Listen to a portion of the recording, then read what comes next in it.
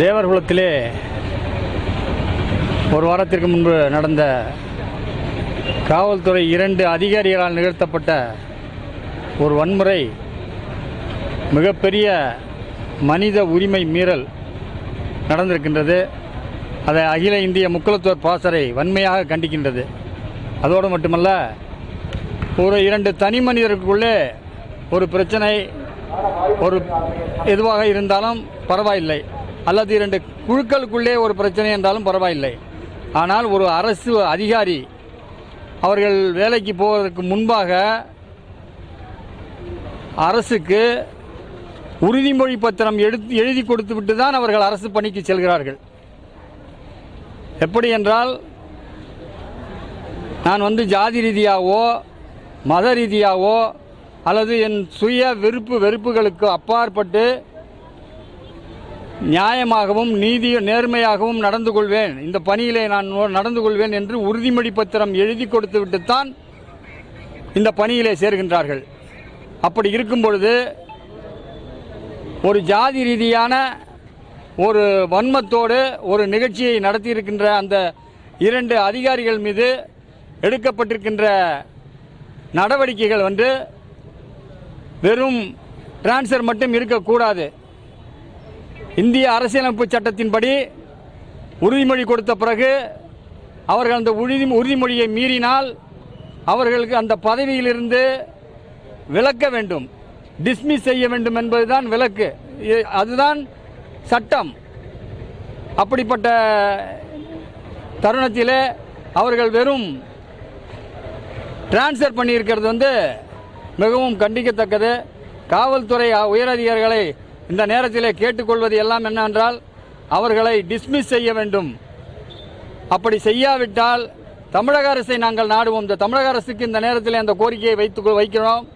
உங்கள் தமிழக அரசுக்குத்தான் அவர்கள் உறுதிமொழி எழுதி கொடுத்துவிட்டு இந்த பதவியிலே வந்திருக்கிறார்கள். அவர்கள் அந்த உறுதிமொழியை மீறும் போது அவர்கள் மீது நடவடிக்கை எடுக்க வேண்டும் இந்த தமிழக அரசு.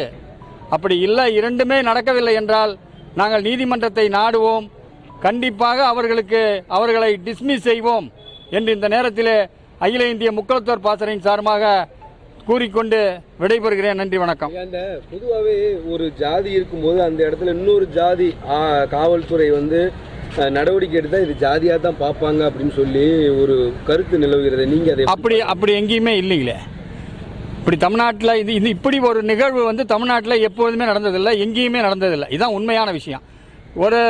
ஒரு சமுதாயம் இருக்கிற இடத்துல அடுத்த சமுதாயத்துக்காரவங்க பதவியில் இருக்கிறாங்க, மறைமுகமாக வேணா செஞ்சுருப்பாங்க, யாருக்குமே தெரியாமல். ஒரு தன்னுடைய சமுதாயத்தின் மேலே ஒரு பற்றுள்ளவங்க மறைமுகமாக செய்வாங்க. தவிர இது மாதிரி நேரடியாக சமுதாய வெறியோட எந்த அரசு அதிகாரியும் செஞ்சுதான் எங்களுக்கு தெரியல. நிறைய IAS IPSக்கெல்லாம் இருக்கிறாங்க, எல்லா சமுதாயத்திலும் இருக்கிறாங்க. ஆனால் யாரும் அப்படி நடந்துக்கிட்டாங்கன்னா கலவர பூமியாக இருக்கும் தமிழ்நாடு. ஒவ்வொரு அதிகாரியும் அந்த மாதிரி நேரடியாக தன்னுடைய சாதிக்கு மட்டுமே சப்போர்ட்டாக பண்ணாங்கன்னா இன்றைக்கி நிச்சயமாக தமிழ்நாடு கலவர பூமியாக தான் இருக்க முடியும். அரசு அதிகாரிகள் நடுநிலையோடு இருப்பதால் தான் ஓரளவுக்கு நடந்துக்கிட்டு இருக்கு. இந்த மாதிரி அதிகாரிகளை திரும்பி பணியில் அமர்த்தினா நிச்சயமாக அந்த மாதிரி ஒரு சூழ்நிலையை உருவாக்கி விட்டுருவாங்க. இவர்கள் மேலதிகாரி போக என்ன பண்ணுவாங்க, அந்த வன்மத்தை ஊக்குவிச்சு கீழே இருக்கிற இளைய தலைமுறை மாணவர்களையும் குட்டிச்சராக்கி விட்டுருவாங்க. இதுதான் இன்னைக்கு இதனுடைய நிலைமை. அதனால் அவங்கள கண்டிப்பாக டிஸ்மிஸ் பண்ணணும். இதுதான் அகில இந்திய முக்குலத்தோர் பாசறையினுடைய தமிழக அரசுக்கும் வேண்டுகோள், உயர் அதிகாரிகளுக்கும் வேண்டுகோள். இந்த சம்பவத்தில் இதை அரசியலாக்குறாங்க, இந்த அரசுக்கு கெட்ட பேர் ஏற்படுத்தணும் தூண்டி விடுறாங்க அப்படின்னு ஒரு கருத்து நிலவுகிறது. அதை நீங்கள் எப்படி பார்க்குறீங்க? ஏங்க, இது இப்போ நான் என்ன சொல்கிறேன்னாங்க, ஒரு சம்பவம் எந்த சம்பவம் நடந்தால் இதை அரசியலாக்குவாங்க தான். இது தமிழ்நாட்டில் இல்லை, இந்தியா பூராமே எந்த ஒரு நிகழ்வு நடந்தாலும் அதை உடனே அரசியலாக்கி காமிக்கிறது அப்போ தானே மக்கள்கிட்ட ஓட்டு வாங்க முடியும். புரியுதுங்களா? அதனால் அது நிச்சயமாக நடக்க தான் செய்யும். அதுக்கு பொதுமக்கள் ஆதரவு கொடுக்காம என்ன உண்மையோ அதை பார்த்தா போதும். இப்போ இந்த தேவர் சமூகத்துக்கு மட்டும்தான் இந்த மாதிரி ஒரு சம்பவங்கள் நடக்குதா, இல்லை எல்லா சம்பவத்திலுமே இன்னும் சொல்ல போனால் தேவர் சமூகத்திற்கு மட்டும் அதிகமாக நடக்குதுன்னு தான் சொல்லுவேன். எல்லா சமூகத்துக்கும் நடக்குது, ஆனால் தேவர் சமூகத்துக்கு மட்டும் அதிகமாக நடக்குது. அதை கேட்கறதுக்கு நாதி இல்லை. ஏன்னா இந்த சமூகத்திலேருந்து போகிற அரசியல்வாதி ஆகட்டும், அமைச்சர்களாகட்டும், எம்பிக்களாகட்டும், எம்எல்ஏ ஆகட்டும், அவங்க வந்து சுயநலத்தோடு இருக்கிறதா காரணம். அவங்களும் வந்து மற்ற சமுதாயத்தை இருக்கிற தலைவர்கள் மாதிரி பொதுநலத்தோடு இருக்க வேண்டியதான், அதெல்லாம் இல்லைன்னு சொல்லலை. ஆனால் இந்த மாதிரி ஒரு நிகழ்ச்சிகள் நடக்கும்போது அதுக்கு தலைமையில் வெளியில் பப்ளிக்கில் பேச வேண்டாம், மறைமுகமாக தன்னுடைய தலைமையிட்ட சொல்லி இதை வந்து சரி பண்ணியிருக்கணும், சரி பண்ணணும். ஆனால் அதை யாரும் செய்ய மாட்டாங்க. இதுதான் உண்மையான நிகழ்ச்சி. இல்லை, இதே சம்பவம் இன்னும் நீடிச்சிச்சுன்னா உங்கள் சார்பில் வேறு அடுத்த மிகப்பெரிய போராட்டத்தை கண்டிப்பாக தமிழக அரசு சந்திக்கும். சரி, அதாவதுங்க பிரிஞ்சு கூழாங்கல் பிரிஞ்சு கிடக்கிறது மாதிரி இந்த சமூக அமைப்புகள் பிரிந்து கிடக்கின்றன. ஆனால் இது இப்படியே இருந்துரும்னு இந்த தமிழக அரசியல்வாதிகள் நினைச்சாங்கன்னா அது மிகப்பெரிய தவறு. கடந்த காலங்களில் நீங்கள் பார்த்தீங்கன்னா தெரிஞ்சிருக்கும், அந்நியர் சமூகமும் இப்படி தான் பிரிஞ்சிருந்துச்சு, தலித் சமூகங்களும் இப்படி தான் பிரிஞ்சிருந்துச்சு, நாடார் சமூகங்களும் இப்படி தான் பிரிஞ்சிருந்தாங்க. ஆனால் ஒரு காலகட்டத்தில் ஒரு எல்லாருமே ஒருங்கிணைய வேண்டிய கட்டாயத்துக்கு வந்தாங்க, ஒருங்கிணைஞ்சாங்க.